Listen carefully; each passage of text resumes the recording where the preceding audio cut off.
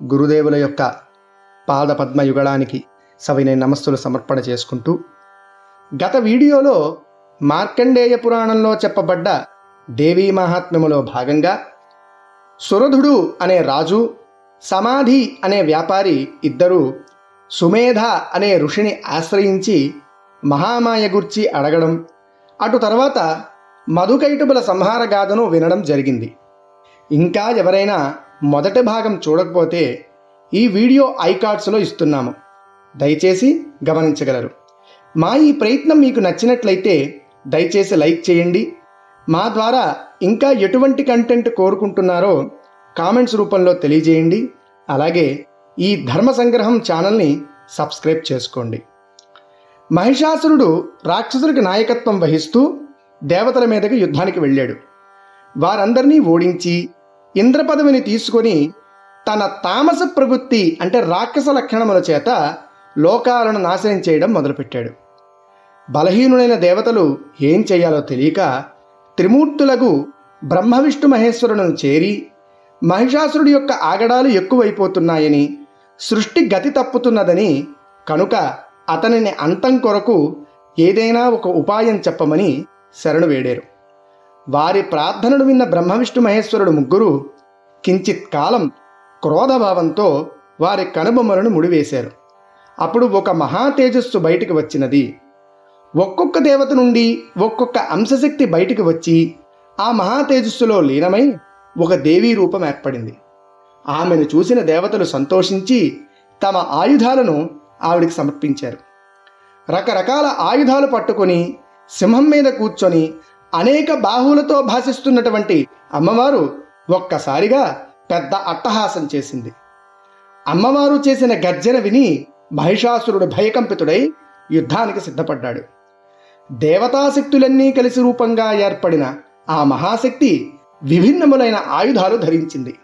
ప్రధానంగా గండ్రగొడ్డలి, గద, బాణము, వజ్రాయుధం, ధనస్సు, దండాయుధం, శక్తి, ఖడ్గం, ఘంట, శంఖము, మధుపాత్ర, శూలము, పాశము, చక్రము వంటి ఆయుధాలను ధరించి మహిషాసురుడితో యుద్ధం ప్రారంభించింది.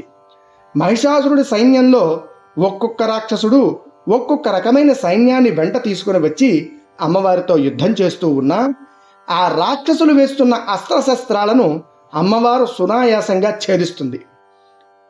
ఆవిడ వాహనమైనటువంటి సింహము రాక్షస మధ్యంలో నిలబడి భయంకరమైనటువంటి యుద్ధం చేస్తున్నది. అలాగే అమ్మవారి యొక్క నిట్టూర్పుల నుండి కొందరు యోధులు ఉద్భవించి రాక్షసులతో యుద్ధం చేసి వారిని సంహరిస్తున్నారు. సైన్యాలన్నిటినీ అమ్మవారు ఖండాలుగా చేస్తోంది. ఆ రాక్షసుల మృతదేహాలు భూమండలమంతా నిండి వారి రక్తం నదిలా ప్రవహిస్తున్నది. సైన్యమంతా అంతమైందన్న కోపంతో చిక్షరుడు అనే రాక్షస సైన్యాధ్యక్షుడు అమ్మవారి మీదకి దండెత్తిరాగా అమ్మవారు భీకర యుద్ధం చేసి వాడిని సంహరించింది. అప్పటి వరకు రకరకాల పథకాల ప్రకారం యుద్ధాలు చేస్తున్నటువంటి మహిషాసురుడు ఒక్కసారిగా అమ్మవారు ఎదుటి పడేసరికి భీకరంగా తలబట్టాడు. సైన్యబలం తగ్గిపోవడంతో అది చూచి తన యొక్క నిజరూపమైనటువంటి మహిష రూపాన్ని ధరించాడు. అమ్మవారు వెంటనే పాశము విసిరి మహిషాసురుణ్ణి బంధించింది. దాడి నుండి తప్పించుకున్నటువంటి మహిషాసురుడు మాయాస్వరూపంతో సింహముగా, అటు తర్వాత ఖడ్గం పట్టుకున్నటువంటి మనిషి రూపంగా మారాడు. వాడి మాయలను ఛేదింపదలిచి ఒక్కసారిగా అమ్మవారు తన త్రిశూలాన్ని ఎత్తి గగనమండలంలోకి లేచి వాడి మీదకి దుమికింది. ఆ మహిషాసురుణ్ణి కాలి కింద తొక్కిపెట్టి తన త్రిశూల ధాటితో వాడి తలను, శరీరాన్ని వేరు చేసింది. ఇప్పటితో అమ్మవారు మహిషాసుర సంహారాన్ని పూర్తి చేసింది. ఇక్కడ మనం గమనించవలసినటువంటి సంకేతవాదాలు కొన్ని ఉన్నాయి. మహిషము అంటే దున్నపోతు, మొద్దుబారిన బుద్ధి, పశులక్షణం కలిగిన వారే మహిషము అన్న పేరుకు సరిపోతారు అని అర్థమవుతోంది. అందుకే యుద్ధంలో అమ్మవారు మహిషాసురుణ్ణి పాశము చేత బంధించింది. ఇంకొక ప్రధానమైనటువంటి అంశం, దేవాది దేవతలకు కూడా ఆ అమ్మ పాదాన్ని చూడ్డానికి అవకాశం లేదు. అలాంటి పాద స్పర్శ మహిషాసురుడు లాంటి రాక్షసుడికి కలిగింది అంటే దానికి కారణం ఆ జగన్మాత దయే.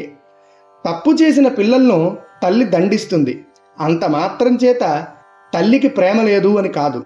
అలాగే తప్పు చేసినటువంటి మహిషాసురుణ్ణి కూడా ఆ తల్లి సంహరించి ముక్తిని ప్రసాదించింది. అందరినీ రక్షించేటువంటి తల్లి కాబట్టే కొట్టైనా తిట్టైనా రక్షణను కల్పిస్తుంది. మనలో కూడా చాలా పేరుకుపోయిన పశులక్షణాలు ఉన్నాయి. సమాజంలో కూడా ఈ పశురూప రాక్షసులు ఉన్నారు. వారందరి నుండి మా ఈ దేశాన్ని, ధర్మాన్ని, ముఖ్యంగా మా స్త్రీలను రక్షించమని ఆ జగన్మాతను ప్రార్థిద్దాం. అమ్మ దయను పొందుదాం. సర్వం శ్రీకృష్ణ చరణారవిందార్పణమస్తు. స్వస్తి.